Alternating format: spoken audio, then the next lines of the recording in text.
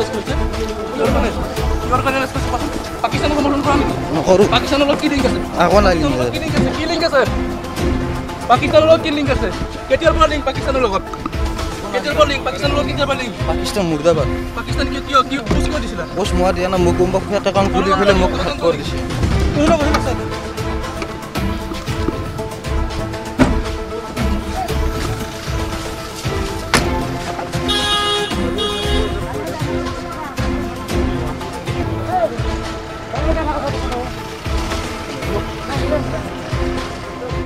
প্ৰথমতে হাজোৱা আৰক্ষী থানাৰ ভাৰপ্ৰাপ্ত বিষয়া মহোদয় পৰিদৰ্শক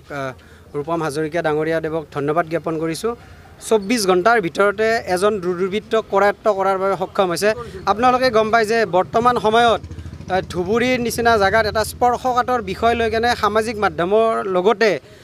অসমৰ সংবাদ মাধ্যমত এক তীব্ৰ জকাৰণিৰ সৃষ্টি হৈছে গোমাংসক লৈ গতিকে সেই সময়তে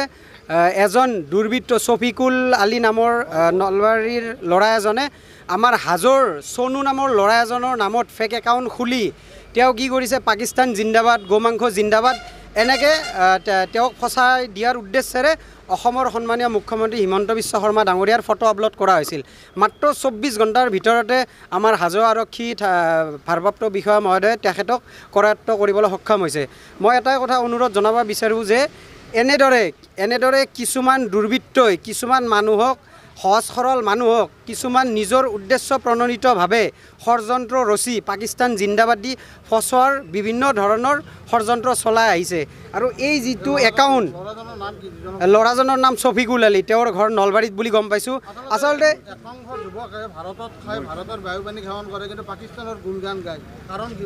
সেই কথাটোত মই এটাই কথা ক'ব বিচাৰোঁ ছাপ'জ কেতিয়াবা সাধাৰণ যদি কোনোবা কাৰোবাৰ যদি শত্ৰুতা থাকে অলপ যদি শত্ৰুতা থাকে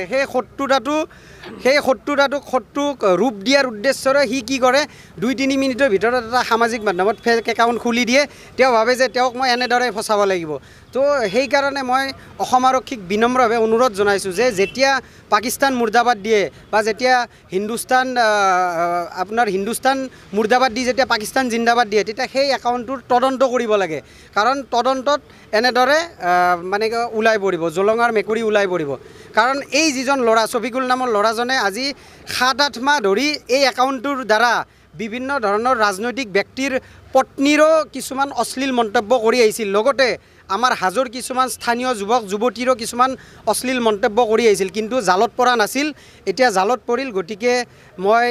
অসম আৰক্ষীক বিনম্ৰভাৱে আকৌ এবাৰ অনুৰোধ জনাইছোঁ যে সামাজিক মাধ্যমত যেতিয়া পাকিস্তান জিন্দাবাদ দি ভাৰত মুৰ্দাবাদ যেতিয়া ধ্বনি দিয়ে তেতিয়া এই আজি যেনেদৰে আমাৰ হাজো আৰক্ষী বিষয়া মহোদয়ে যেনেকৈ উচিত তদন্ত কৰি কাল্পিতক আজি ধৰিলে আজি যদি কাল্পিতজনক আজি নধৰিলে হয় তেতিয়াহ'লে এই সোনু নামৰ ল'ৰাজন তেওঁ একো লিখিবই নাজানে এই ল'ৰাজন আজি জেলত থাকিব লাগিলে হয় কাৰণ ইনভেষ্টিগেশ্যনৰ খাতিৰত এই ল'ৰাজন জেলত থাকিব লাগিলে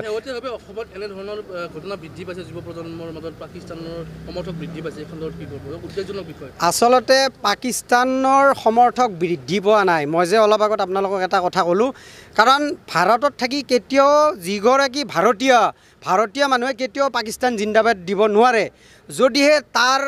উদ্দেশ্য কিবা বেলেগ থাকে বা কাৰোবাৰ লগত শত্ৰুতা থাকে সেই শত্ৰুতাটোক সেই শত্ৰুতাটো সেই কৰাৰ বাবে তেওঁ বিভিন্ন ধৰণে এনেকুৱা ধৰণৰ উদ্দেশ্যৰে কিছুমান একাউণ্ট খুলি পাকিস্তান জিন্দাবাদ দিব পাৰে বা ভাৰত মুৰ্দাবাদ দিব পাৰে যাতে সেই মানুহজনক যাতে আৰক্ষীয়ে কৰায়ত্ব কৰে আৰু দুৰ্বৃত্তজন যাতে বাহিৰত থাকে আজি এওঁ জেলত থাকিব লাগিলে হয় যদি অসম আৰক্ষীয়ে যদি উচিত তদন্ত নকৰিলে হয় এওঁৰ নিচিনা ল'ৰা জেলত থাকিব লাগিলে হয় বৃহৎ সফলতা গতিকে আজি হাজো আৰক্ষী থানাৰ যিগৰাকী ভাৰপ্ৰাপ্ত বিষয়া ৰূপম হাজৰিকা ডাঙৰীয়াৰ উদাহৰণ ল'ব লাগে বেলেগ আৰক্ষী থানাৰ বিষয়াবিলাকো যাতে তেখেতৰ নিচিনা উচিত তদন্ত কৰি যাতে দুৰ্বৃত্ত যাতে জেললৈ যায় আৰু বিনা দোষী মানুহ যাতে জেললৈ নাযায় এইটো মোৰ বিনম্ৰভাৱে অনুৰোধ জনাইছোঁ আৰু লগতে অসমৰ মুখ্যমন্ত্ৰী হিমন্ত বিশ্ব শৰ্মা ডাঙৰীয়ালৈও মই বিনম্ৰভাৱে অনুৰোধ জনাইছোঁ এজন অচিনাকি ব্যক্তিয়ে সামাজিক মাধ্যমত এটা ফেক একাউণ্ট খুলি বেলেগ এজন ব্যক্তিৰ নামত ফেক একাউণ্ট খুলি যোৱা ফেব্ৰুৱাৰী মাহতো এটা আপত্তিজনক মন্তব্য কৰিছিলে সেই সংক্ৰান্তত এটা কেছ ইতিমধ্যে ৰেজিষ্টাৰ হৈছিলে হাজো থানাত আৰু ৰিচেণ্টলি তেখেতে গো মাংস জিন্দাবাদ পাকিস্তান জিন্দাবাদ এনেকৈ ধৰণৰ আপত্তিজনক মন্তব্য কৰিছে আৰু এই সংক্ৰান্তত আমি এটা গোচৰ ৰুজু কৰিছোঁ আৰু যোৱাকালি পৰহি আবেলি প্ৰস্তুত কৰিছিলে যোৱাকালি আবেলিৰ ভিতৰত আমি তেখেতক কৰায়ত্ব কৰিবলৈ সক্ষম হৈছোঁ আৰু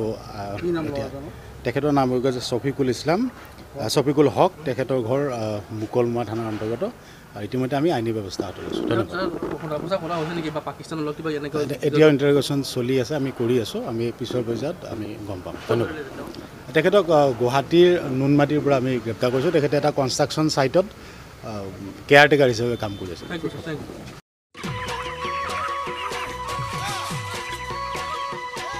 অতি কম দিনতেই একোটা এনেকুৱা হৈ যায় মই যে বিয়মৰ দানা খুৱাওঁ আপোনালোকেও বিয়মৰ দানা খুৱাওক আৰু কম দিনতেই অধিক মুনাফা লাভ কৰক